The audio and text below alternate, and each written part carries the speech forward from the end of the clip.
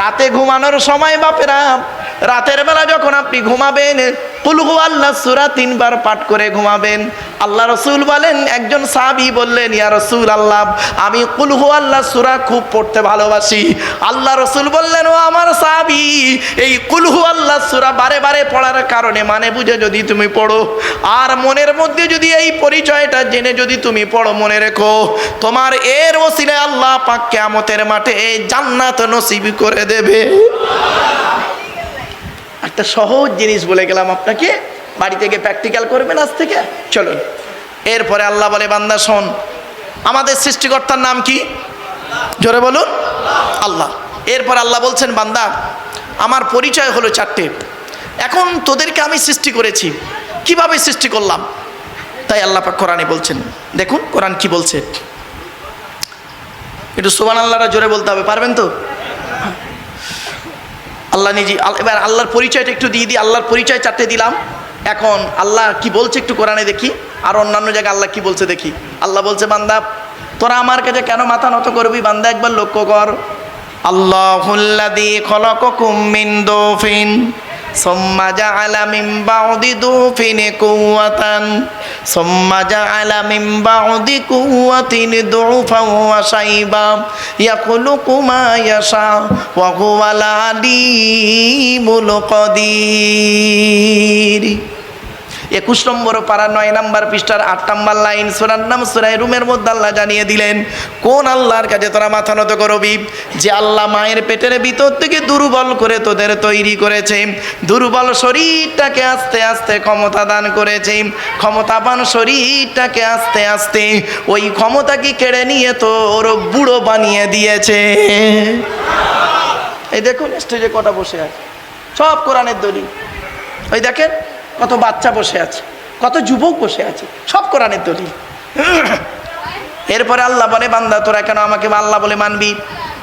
হুয়াল্লাযী আনশাকুম ওয়া জাআলা লাকুমুস সামআ ওয়াল আবসারা ওয়াল আফইদা কলিলাম মা তাশকুরুন। 18 নম্বর পারা 6 নম্বর পৃষ্ঠা 4 নম্বর লাইন, সূরার নাম সূরা মুমিনুনের 78 নম্বর আয়াত। কোরআন জানিয়ে দিয়েছে কোন আল্লাহর কাছে তোরা মাথা নত করবি? যে আল্লাহ মায়ের পেটের ভিতর থেকে দুর্বল করে তোদের তৈরি করেছে, শোনার জন্য কান দান করেছে, দেখার জন্য চোখ দান করেছে, সৃষ্টি জগৎকে বোঝার জন্য সুন্দর হৃদয়ে দান করেছে। কোন আল্লাহর কাছে মাথা নত করব? আল্লাহ নিজেই বলছে, ওয়ালাকাদ খলাকনাল ইনসানা মিন সুলালাতিন মিন তিন সুম্মা জাআলনাহু নুতফাতান ফি করারিম মাকিন। 18 নম্বর পারার 1 নম্বর পৃষ্ঠার 12 নম্বর লাইন, সূরার নাম সূরা মুমিনুনের 12 নম্বর আয়াত। আল্লাহ বলছে, মাটির নির্যাস থেকে তোদের তৈরি করেছি, বাপ আর মায়ের মিলনের মাধ্যমে ওই পানিটাকে আমি আল্লাহ তোর মায়ের পেটের ডাইসে সুন্দর করে রেখে দিয়েছি। আর কি করেছি? সুম্মা খলাকুনান নুতফাতা আলাকাতান ফাখলাকনাল আলাকাতা মুদগাতান ফাখলাকনাল মুদগাতা ইযামান ফাকাসাওনাল ইযামা লাহমা সুম্মা আনশানাহু খলকান আখর। আমি আল্লাহ তোর মায়ের পেটের ভিতরে ওই পানিটার 40 দিন পরে রক্তপিণ্ড করেছি, তার 40 দিন পরে মাংসপিণ্ড করেছি, তার 40 দিন পরে হাড় তৈরি করেছি, হাড়ে আর মাংসে সুন্দর করে লাগিয়ে দিয়েছি। আমি আল্লাহ তোর মায়ের পেটের ভিতরে সুন্দর একটা আকৃতি দান করেছি। চলুন আমরা এখন প্রত্যেকে মায়ের পেটে এসে গেলাম, ঠিক না বেটি? আসে যায়নি? খাওয়াবার দায়িত্ব কার? জোরে বলুন, খাওয়াবার দায়িত্ব কার? ওয়ামা মিন দাব্বাতিন ফিল আরদি ইল্লা আলাল্লাহি রিজকুহা ওয়া ইয়ালামু মুস্তাকাররাহা ওয়া মুস্তাওদাআহা কুল্লুন ফি কিতাবিম মুবিন। 12 নম্বর পারার 1 নম্বর পৃষ্ঠার 1 নম্বর লাইন, সূরার নাম সূরা হুদের 6 নম্বর আয়াত। আল্লাহ বলছে এই পৃথিবীর জমিনে এমন কোনো প্রাণী নেই রে যার খাবারের দায়িত্ব আমি আল্লাহ নিইনি। বান্দা একবারে চিন্তা করে দেখ, সকালবেলা প্রাণীগুলো খালি পেট নিয়ে বের হয়ে যায়, সন্ধ্যা যখন ঘনিয়ে আসে আমি আল্লাহ তাদের ভরা পেট নিয়ে আবারও বাসায় ফিরাইয়া দিই। যে আল্লাহ একটা হাতিকে খাওয়াতে পারে, যে আল্লাহ একটা ময়েল সাপকে খাওয়াতে পারে, যে আল্লাহ একটা তিমি মাছকে খাওয়াতে পারে, যে আল্লাহ একটা পিঁপড়েকে খাওয়াতে পারে, সে আল্লাহ আমাকে আপনাকে খাওয়াতে পারে না? কিভাবে খাওয়াচ্ছে দেখুন, কিভাবে খাওয়াচ্ছে দেখুন। আল্লাহ বলে বান্দা শোন, আল্লাহর খাওয়ানো টেকনিক্যাল আর বান্দার খাওয়ানো টেকনিক্যাল, বিটুইন ফার ডিফারেন্ট। আল্লাহ বলে আব্দুল্লাহ গিল মারুফ, এই আব্দুল্লাহ গিল মারুফ, তুই যখন তোর মায়ের পেটের ভিতরে ছিলিস কি খাবারটা তুই খেলি? আমি আল্লাহ করলাম কি, তোর নাভির সঙ্গে মায়ের নাভিটা জুড়ে দিলাম। ইচ্ছা করলে মায়ের পেটের ভিতরে ওই পানিটাকে তোর মুখ দিয়ে খাওয়াতে পারতাম, কিন্তু না না না, ইন্নাল্লাহা ইউহিব্বুল মুতাতাহহিরিন, আমি আল্লাহ হলাম পবিত্র, তাই পবিত্রতাকে অত্যন্ত ভালোবাসি বলে মায়ের পেটের ভিতর থেকে তোদের প্রত্যেকের জবানগুলোকে পবিত্র করে পাঠিয়েছি একটাই কারণ, পৃথিবীর জমিনে এসে এই পবিত্র জবান দিয়ে আমি আল্লাহ আমাকে আল্লাহ আল্লাহ বলে ডাকবি। যে আল্লাহ আমার আপনার মায়ের পেটের ভিতর থেকে মুখটাকে পবিত্র করে পাঠালো, কি হিন্দুর বাচ্চা কি মুসলমানের বাচ্চা, কি দাড়িওয়ালা কি বেদাড়িওয়ালা, কি শিক্ষিত কি অশিক্ষিত, মায়ের পেটের ভিতর থেকে এসে দেখবেন পবিত্র জবানটা এনে এই নিচের জিনিসটা সবসময় মুখে লেগে আছে। বুঝতে পারেননি? নিচের জিনিসটা সবসময় মুখে লেগে আছে। আর কথায় কথায় একটা শব্দ বলে দেখবেন, পুরুষরা বলে বেশি, কথায় কথায় একটা শব্দ শুনবেন, শালা, কথায় কথায় শালা বলবে, দেখবেন কিরকম দেখুন। তুই কোথায় থাকিস বে শালা, মানুষ না শালা অন্য কিছু, শালা পাগল কোথাকারে লেখাপড়া করে চাকরি পাবি, এ শালা বক্তা কি বলছে শালা বুঝতেই পারিনি, টান টন দেয়নি শালা, চল বাড়ি চল যাই। এই তালবের সহায়কার লয়াকার শালা, দন্তের সহায়কার লয়াকার শালা, মোদানোর সহায়কার লয়াকার শালা, কশালা হলো, সে বলে 3 শালা, তাহলে একটা শালা ধরি। তালবের সহায়কার লয়াকার শালা, এই শালা মানে স্ত্রীর ভাই শালা নয় বাবা, ওটা হলো শ্যালক থেকে শালা। তালবের সহায়কার লয়াকার শালা শব্দের সঙ্গে যদি কিছু জুড়ে দেওয়া হয় মানে হয় কি শুনুন, পাঠশালা, কর্মশালা, ধর্মশালা। মাথায় কিছু ঢুকছে? এরপরে আল্লাহ বলে বান্দারে, এই পৃথিবীর জমিনে তোর বাপ তোর কি ভালোবাসে, তোর মা তোর কি ভালোবাসে, তোর বাপ আর মায়ের থেকে আমি আল্লাহ তোরে 1,00,000 গুণ বেশি ভালোবাসি। আচ্ছা আমি কি বললাম? বাম্মার থেকে 1,00,000 গুণ বেশি কে ভালোবাসে? প্রমাণটা দেবো? ভাই দেবো কি বলুন না? আমার ওয়াজে সবসময় যুক্তিগুলো নেবেন, তাহলে বুঝতে পারবেন, নইলে বেকার হয়ে যাবে। এখন আমি যে ফট করে বলে ফেললাম যে বাম্মার থেকে আল্লাহ 1,00,000 গুণ বেশি ভালোবাসে, এটাকে আমার প্রমাণ দিতে হবে তো নাকি? শোনেন প্রমাণটা, ছোট্ট একটা উদাহরণ দিচ্ছি। আচ্ছা আপনাদের গ্রামে এমন কোনো বাপকে দেখেছেন কি হিন্দু কি মুসলিম, স্ত্রীর পেটে বাচ্চা আছে, বাচ্চা 9 মাস হয়েছে, 10 মাসে বাচ্চা হয় তো 9 মাস পেটে বাচ্চা আছে, 1 মাস বাকি বাচ্চা হতে, কোনো বাপকে দেখেছেন বাজার থেকে ল্যাকটোজিন 1-2 দুধ কিনে ঘরে আগে সাজিয়ে রাখতে? বলুন বলুন, কারণটা কি? আরে বাচ্চা এখনো হয়নি তাই আনবে কি, তাই তো? আমার আল্লাহ কি বলছে শুনুন। আল্লাহ বলে আব্দুল্লাহ গিল মারুফ, তুই যখন তোর মায়ের পেটের ভিতরে ছিলিস তোর বাপের বিশ্বাসটাই ছিল না ছেলে হবে কি মরবে কি বাঁচবে, সেজন্য তোর বাপ তোর জন্য আগে থেকে দুধ কিনে ঘরে সাজিয়ে রাখেনি। আমি আল্লাহ তোর বাপের মতো ওই রকম ভালোবাসি না।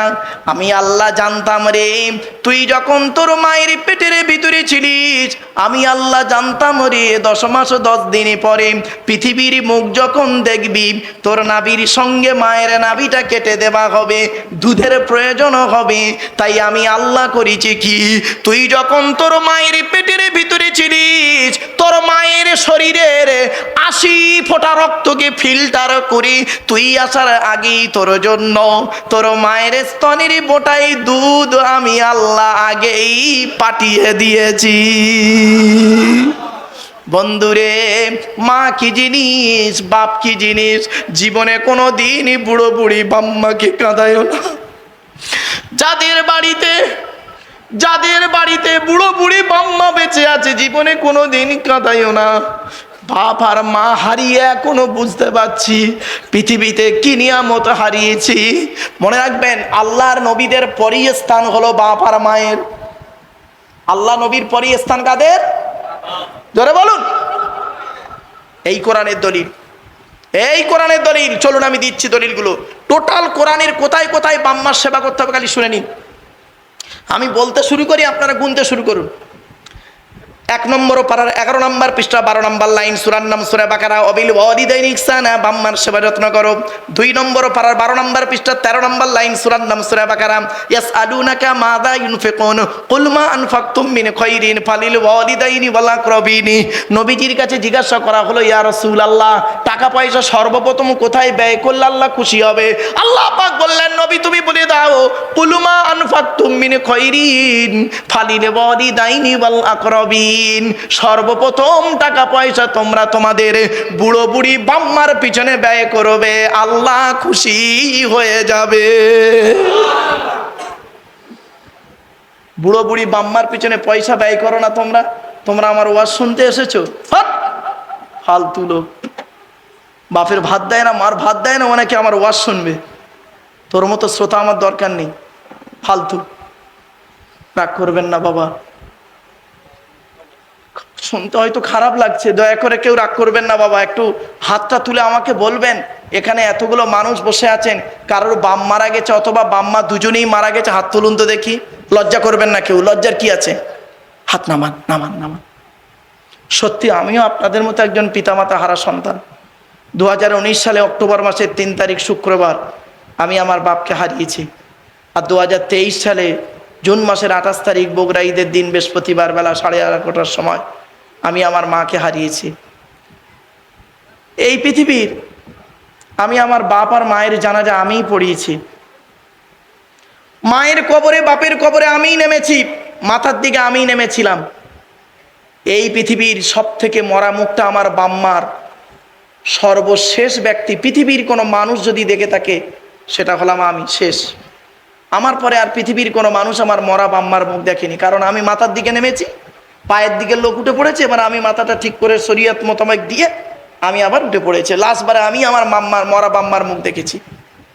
সত্যি কথা বলুন তো দেখি, আপনাদের যাদের বাম্মা মারা গেছে, যেদিন বাম্মা মরে গেল মাটি দিয়ে চলে এলেন, সেই দিন থেকে আজ পর্যন্ত কোনো দিন পৃথিবীর কোনো ব্যক্তিকে অন্তর থেকে আব্বা বা মা বলে ডাকতে পেরেছেন? বলুন, পেরেছেন? ওরে বন্ধু, শ্বশুর কোনোদিন বাপ হতে পারে না, শ্বশুর শ্বশুরই হয়, শাশুড়ি কোনোদিন মা হতে পারে না। শ্বশুর তোমার বাপ হয়েছে 20 বছর পরে তার মেয়ে দেবার কারণে, শাশুড়ি তোমার মা হয়েছে 20 বছর পরে তার মেয়ে দেবার কারণে। তোমার বাপ হয়েছে যেদিন তুমি মায়ের পেটে এসেছিলে সেই দিন থেকে, তোমার মা হয়েছে যেদিন তুমি মায়ের পেটে এসেছিলে সেই দিন থেকে। অর্থাৎ বাপ আর মা কি জিনিস? আল্লাহর নবীদের পরই স্থান হলো বাপ আর মায়ের। দলিলগুলো খালি নিয়ে নিন। 5 নম্বর পারা 3 নম্বর পৃষ্ঠা 3 নম্বর লাইন, সূরার নাম সূরা নিসা 36 নম্বর আয়াত, ওয়াবুদুল্লাহ ওয়ালা তুশরিকু বিহি শাইয়্যান ওয়া বিল ওয়ালিদাইনি ইহসানা, বাম্মার সেবা যত্ন করো। 8 নম্বর পারা 8 নম্বর পারার একেবারে 7 নম্বর পৃষ্ঠার 11 নম্বর লাইন, সূরার নাম সূরা আনামের 151 নম্বর আয়াত, লা তুশরিকু বিহি শাইয়্যান ওয়া বিল ওয়ালিদাইনি ইহসানা, বাম্মার সেবা যত্ন করো। 15 নম্বর পারা 3 নম্বর পৃষ্ঠার 8 নম্বর লাইন, সূরার নাম সূরা বানী ইসরাঈল, ওয়া ক্বাদা রাব্বুকা আল্লা তা'বুদু ইল্লা ইয়্যা ওয়া বিল ওয়ালিদাইনি ইহসানা, বাম্মার সেবা যত্ন করো।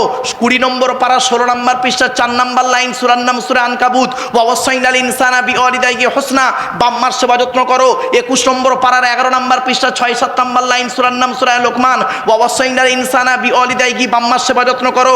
26 নম্বর পারা 2 নম্বর পৃষ্ঠার 11 নম্বর লাইন, সূরার নাম সূরা আকাবের 15 নম্বর আয়াত, ওয়া ওয়াসাইনাল ইনসানা বিওয়ালিদাইহি ইহসানা হামালাতহু উম্মুহু কুরহা ওয়া ওয়াদাআতহু কুরহা। তোরা তোদের বাপ আর মায়ের সেবা যত্ন কর। তোদের মা তোদের বড় কষ্ট করে গর্ভে ধারণ করেছে, দুনিয়ার মুখটা বড় কষ্ট করে দেখিয়েছে।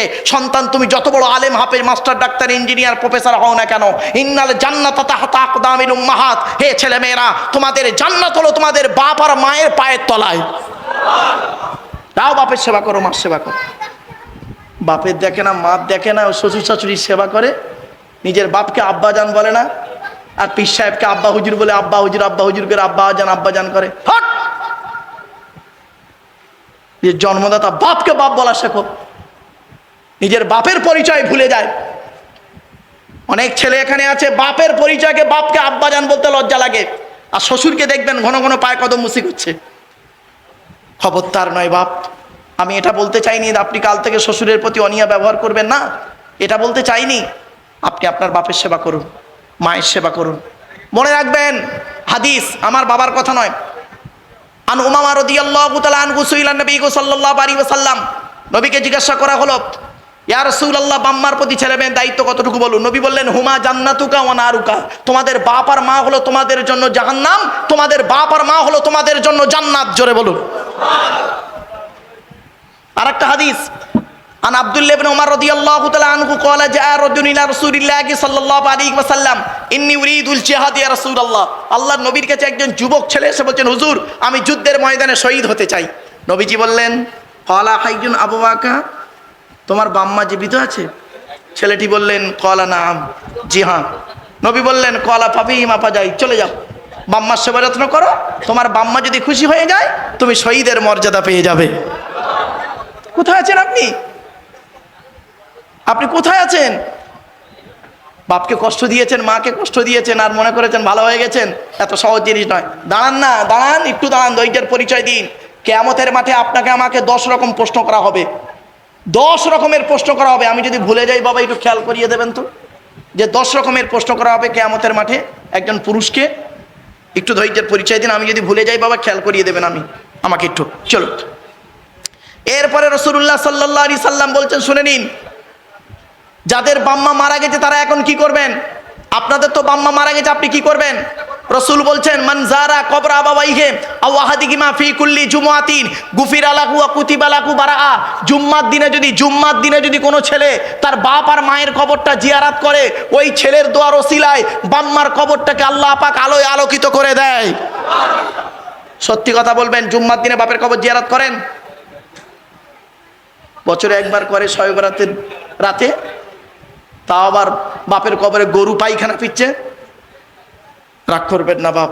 যদি বললেন, হুজুর আপনি আপনার বাম্মার কবরটা কেমন রেখেছেন, কোনোদিন যদি সময় পান আমাকে না যাইনে গিয়ে দেখে আসবেন কিভাবে রেখেছি।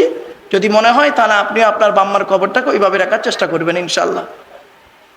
যদি বলেন, হুজুর আপনি আপনার বাম্মার নামে ফকির খাওয়ান, হ্যাঁ বাবা খাওয়াই, প্রতি বৃহস্পতিবার 4টা করে ফকির আমার বাড়িতে খায়। আজ বৃহস্পতিবার খেয়েছে। এখন আমার ফকিরে খুব স্ট্যান্ডার্ড জানেন।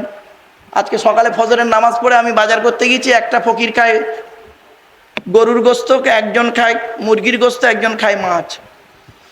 স্ট্যান্ডার্ড ফকির কারে বলে বুঝতে পারছেন? তা আমি আমার একটা ছাত্রকে ফোন করে বলছি, স্ট্যান্ডার্ড ফকির, এখন আর কিছু করার নেই। বাপেরা, বাব্বার নামে গরিবকে খাওয়াবেন, ফকির খাওয়াবেন, আল্লাহ নেকি দেবে বলে গেলাম আজকে। চলুন, আল্লাহর আলোচনা করতে গেলেই বাম্মার আলোচনা আসবে। আল্লাহ পৃথিবীতে পাঠিয়েছেন বাম্মার মাধ্যমে, সুতরাং আল্লাহর আলোচনা করলেই বাম্মার আলোচনা আসবেই। আমরা তো বুঝি না, আমরা খালি নিজেদের মধ্যে মারামারি করতেই ব্যস্ত। বাপ, আমি আপনাদের অনুরোধ করে বলে যাচ্ছি, এগুলো মাথায় রাখুন। এখন আমাদের আলোচনা চলছে কার? জোরে বলুন, আল্লাহ। এরপরে আসছি, আপনারা আল্লাহকে মানেন? আরে ভাই বলুন না, কি দেখে মানেন? হয়ে গেল, শুনে নিন। আমাকে আমার জীবনে এরকম একটা প্রশ্ন করেছিল, আপনারা হয়তো ইউটিউবে শুনে থাকবেন। এরকম একটা প্রশ্ন আমার জীবনে একজন করেছিলেন, তুষার কুমার সেন, একজন অ্যাডভোকেট, যে আপনি আল্লাহকে মানেন কি দেখে। তা আমি ওনাকে উত্তর দিয়েছিলাম, যে শর্টে বলছি, শর্টে বোঝার জন্য ওনাকে আমি উত্তর দিয়েছিলাম, প্লেন থেকে নেমে 1 টাকার একটা কয়েন নিয়ে বলেছিলাম, 1 টাকার কয়েনটা যে ডাইস থেকে বের হয়েছে, ওই ডাইস থেকে 2 টাকার কয়েন বেরোবে? তবে যে এটা it is very impossible matter, অসম্ভব ব্যাপার। তা আমি বললাম শুনুন, বলছে এর মধ্যে আল্লাহ মানার কি যুক্তি?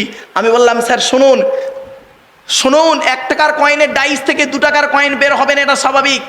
মনে রাখবেন আমার আল্লাহ কত বড় সৃষ্টিকর্তা, চিন্তা করুন একবার। দেখুন এই পৃথিবীর শ্রেষ্ঠ বৈজ্ঞানিকের নাম শুনুন, সৃষ্টিকর্তা আল্লাহ।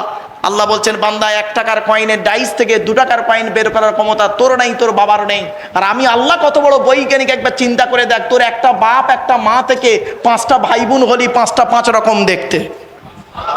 ومن آياته خلق السماوات والأرض واختلاف ألسنتكم وألوانكم।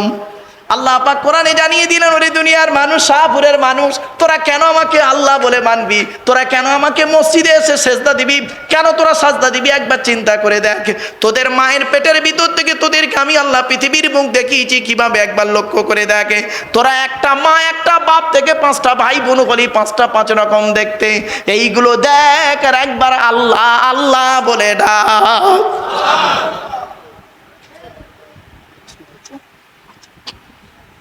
আমার বাপেরা ভাবুন। এরপরে আল্লাহ বলে বান্দা শোন, এই পৃথিবীতে আল্লাহকে কেন, আপনি একজন যদি অমুসলিম ভাই আপনাকে প্রশ্ন করেন আপনি কেন আল্লাহর ইবাদত করবেন, আপনি কি জানেন আল্লাহ আপনার পিছনে প্রতিদিন 18 লক্ষ টাকা খরচা করে? কত কত কত শুনে নিন। সারাদিনে আপনি যে অক্সিজেনটা নেন, ওই অক্সিজেন যদি আপনি বাইরে থেকে নিতে যান, বাইরে থেকে নিতে গেলে 24 ঘন্টায় 18 লক্ষ টাকা লাগে। আল্লাহ বলছে বান্দা শোন, আমার দেবা পৃথিবীতে 18 লক্ষ টাকা অক্সিজেন তোকে ফ্রি ফ্রি দিই, তুই একবারও আমাকে আল্লাহ বলে ডাকলি নি, একবারও আমাকে সাজদা দিলি নি, বিপদে পড়লি আমাকে ডাকলি, আর বিপদ থেকে উদ্ধার হয়ে গেলি আমাকে ভুলে গেলি। ঠিক না বে ঠিক? কোরআনে আল্লাহ বলছেন, আমি বলিনি, আল্লাহ বলছেন কোরআনে। আচ্ছা আপনাদেরকে নদী পার হয়ে এলাম, আপনারা নদীতে নৌকায় পার হয়েছেন কোনো সময়? হ্যাঁ শুনে নিন, নদীর মাঝখানে নৌকাটা গিয়ে যদি একবার টলমল করে আপনারা কিরকম করেন? ভয় লাগে না? আল্লাহ কি বলছে দেখি, ফাইদা রাকিবু ফিল ফুলকি দা'াবুল্লাহা মুখলিসিনা লাহুদ্দিন ফালাম্মা নাজ্জাহুম ইলাল বাররি ইযা হুম ইউশরিকুন। 21 নম্বর পারার একেবারে 3 নম্বর পৃষ্ঠা 2 নম্বর লাইন, সূরার নাম সূরা আনকাবুতের মধ্যে আল্লাহ বললেন বান্দা যখন নৌকায় করে নদী পার হতে যায়, নদীর মাঝখানে যখন নৌকাটা একবার টলমল করে, ওরা তখন প্রত্যেকেই মরণের ভয়ে আল্লাহ আল্লাহ বলে চিৎকার করে। আল্লাহ বলে আমার নাম রহমান, আমার নাম রহিম, তোদের কান্না সহ্য করতে পারি না। ফালাম্মা নাজ্জাহুম ইলাল বাররি, যখন ফেরেশতার মাধ্যমে তোদের ডাঙায় তুলে দিই, তোরা এত বড় মুনাফিক বদমাইশ, যেই ডাঙায় উঠে গেলি ইজা ঘুমিয়ে শ্রীকুন, আমার সঙ্গে শিরক করিস আর বলিস মাঝি ভালো ছিল বলে বেঁচে গেছি। ঠিক না বেঠিক? আশ্চর্য আমার বাপেরা, এগুলো বাড়ি থেকে ভাববেন। আল্লাহর প্রতি বিশ্বাস রাখুন 100%। আল্লাহ বলে বান্দা শোন, এই পৃথিবীর জমিনে যখন কোনো কাজ করতে যাবি, পৃথিবীর কোনো ব্যক্তি বস্তুর উপরে ভরসা করে করবি না। ইজা আযামতা ফাতাওয়াক্কাল আলাল্লাহ ইন্নাল্লাহা ইউহিব্বুল মুতাওয়াক্কিলিন। 4 নম্বর পারা 10 নম্বর পৃষ্ঠা 3 নম্বর লাইন, সূরার নাম সূরা আল ইমরানের মধ্যে আল্লাহ পাক বলে দিলেন বান্দা তুই যখন কোনো কাজ করতে যাবি, পৃথিবীর কোনো ব্যক্তি বস্তুর উপরে ভরসা করে কাজে নামবি না, একমাত্র আল্লাহর উপরে ভরসা করে কাজে নামবি। যারা আল্লাহর উপরে ভরসা করে কাজে নামে, আমি আল্লাহ তাদের অত্যন্ত ভালোবাসি। ও আমার জলসা কমিটির ভাইয়েরা, জলসা দেবেন কোনো ব্যক্তির উপরে ভরসা করে নয়, জলসা হবে একমাত্র আল্লাহর উপরে ভরসা করে। জোরে বলুন। আমার বাপেরা, এতক্ষণ আমি আপনাদেরকে আল্লাহ সম্পর্কে ধারণা দিয়েছি আধা ঘন্টা, বেশি নয়, 35-40 মিনিট আল্লাহ সম্পর্কে বলেছি, আর নয়।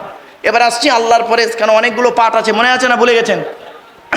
আল্লাহর পরে স্থানগুলো কাদের বলেছি? নবী। চলুন, নবীদের পরিচয় কটা বলেছি? কটা কটা কটা? 3টে। কি কি শুনে নিন। 1 নাম্বার, যিনি নবী হবেন তার চরিত্র উত্তম হতে হবে। 2 নাম্বার, যিনি নবী হবেন তার উপর আল্লাহর তরফ থেকে ওহী নাযিল হতে হবে। 3 নাম্বার, যিনি নবী হবেন তার দ্বারাই অলৌকিক ঘটনা ঘটতে হবে, 1টা হোক বা 50টা হোক। পৃথিবীতে যত নবী এসেছেন প্রত্যেক নবীর মাধ্যমে আল্লাহ পাক 1 থেকে 50টার ভিতরে মুআজিজা দিয়েছেন, কিন্তু আমার নবী বিশ্ব নবী কুল কায়নাতে রসুল রহমাতুল লিল আলামিন মুহাম্মদ মুস্তাফা সাল্লাল্লাহু আলাইহি ওয়াসাল্লাম, তার মাধ্যমে আল্লাহ পাক পৃথিবীতে 1000-এরও বেশি মুআজিজা দিয়েছেন। জোরে বলুন কটা জানেন? 1000-এরও বেশি মুআজিজা। আজকের গোটা কথা বলবো, চিন্তা নেই। চলুন এখন আমাদের নবীর পরিচয়টা তো জেনে নিতে হবে নাকি? আরে ভাই বলুন না। আচ্ছা আগে নবীর পরিচয়টা জেনে নি। আমাদের নবীর নাম কি? নবী কোন বংশে জন্মগ্রহণ করেছেন বাবা? জোরে বলুন। কুরাইশ। কুরাইশটা কে? কার নাম কুরাইশ? শুনে নিন, ভালো করে শুনে নিন, সুবহানাল্লাহ জোরে বলতে হবে, পারবেন তো? চলো, কোন বংশ বললেন? কুরাইশ।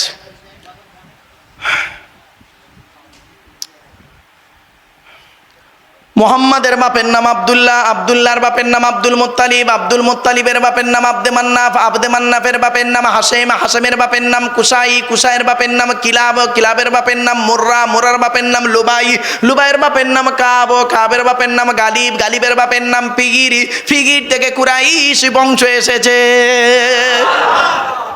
নবীর বাপের নাম আব্দুল্লাহ, মায়ের নাম আমিনা, দাদার নাম আব্দুল মুত্তালিব, দাদির নামটা কি? নেতিলা বিনতে খব্বাব ব্র্যাকেটে ফতেমা, কেউ বলেছেন সামিরা। নবীর নানার নাম হলো আব্দুল ওয়াহাব জুহরি, নবীর নানির নাম হলো বারিরা বা বাররা, নবীর দুধমার নাম হলো হালিমা, নবীর দুধ বাপের নাম হলো হারেস, নবীর দুধ ভাইয়ের নাম আব্দুল্লাহ, নবীর বাপের নাম আব্দুল্লাহ, নবীর দুধ ভাইয়ের নাম আব্দুল্লাহ, দূরে যেন এক করে ফেলবেন না। নবীর জন্ম 570 খ্রিস্টাব্দে। ইংরাজি কি মাস ছিল? 29শে আগস্ট। 29শে আগস্ট ইংরাজি মাস ছিল। 29শে আগস্ট 570 খ্রিস্টাব্দের 29শে আগস্ট আরবি মাস ছিল রবিউল আউয়াল মাস, 12 তারিখ, মতান্তরী 9 তারিখ, সোমবার শবে সাদেকের সময় আরবের মক্কা নগরী কুরাইশ বংশে নবীর জন্ম। নবীর বাপেরা হলো 10 ভাই, নবীর মায়েরা হলো 19 বোন। নবীর 9টা চাচা, 18টা খালা, 6টা ফুফু, 7টা ছেলে মেয়ে। আপনি তো নবীর কিছুই জানেন না। আমার বাপেরা নবী দিবস করছেন আর নবী সম্পর্কে জানবেন না, এটা তো খুব মানে ঠিক মানা যায় না। চলে, নবীর কটা চাচা বললাম বাবা? 9টা চাচা, বাপেরা 10 ভাই। শোনেন কে কে। বড় চাচার নাম হারেস, কি বললাম? হারেস, জুবায়ের, মুকাইয়িম, ফাইদাক, জাইদাক, আবুল আহাব, হামজা, আব্বাস, আবু তলেব। নবীর বাপ হলো আব্দুল্লাহ। নবীর 7টা ছেলে মেয়ে, 3টে পুত্র সন্তান, 4টে কন্যা সন্তান। 3টে পুত্র সন্তানের নাম কি? বড় ছেলেটার নাম হলো কাসেম, কি বললাম? তারপরের ছেলেটার নাম হলো তাহের বা তৈয়েব, কেউ বলেছে আব্দুল্লাহ। আর ছোট ছেলেটার নাম হলো ইব্রাহিম। 4টে কন্যা সন্তান, বড় মেয়েটার নাম হলো জাইনাব, রুকাইয়া, উম্মে কুলসুম। ছোট মেয়েটার নাম হলো ফতেমা, যার সঙ্গে নবীজি হযরত আলী রাদিয়াল্লাহু তাআলা আনহুর বিবাহ দিয়েছিলেন। এখন একটি প্রশ্ন, আল্লাহ রসুল কেন, মুহাম্মদ সাল্লাল্লাহু আলাইহি ওয়াসাল্লাম কেন হযরত আলী রাদিয়াল্লাহু তাআলা আনহুকে জামাই করতে গেলেন? আরবে কি ছেলে খুব কম ছিল? না, হযরত আলী রাদিয়াল্লাহু তাআলা আনহু খুব কোটিপতি লোক ছিলেন? তাও ছিলেন না। তাহলে জামাই করতে গেলেন কেন? আপনি লাস্টে বলবেন আল্লাহর হুকুম, ওটা তো সকলের শেষে। কিছু বুঝতে পারছেন না কথা আমার ওয়াজ? শুনে নিন, হযরত আলী রাদিয়াল্লাহু তাআলা আনহুর মধ্যে আল্লাহ পাক অনেক গুণ দান করেছিলেন। তার মধ্যে থেকে 2টো গুণ আপনাদের বলছি, এখান থেকে শিক্ষা নিয়ে নিন, এখান থেকে শিক্ষা নিয়ে নিন। এই যুবক ছেলেরা, যুবক ছেলেরা ভালো করে শুনে নাও বাবা, যারা এখনো বিয়ে শাদী করুনি আর যারা বিয়ে শাদী করেছে একটু সংশোধন করে নাও। এই এদিকে বাচ্চারা আছে না, এদিকে সরিয়ে দেন তো।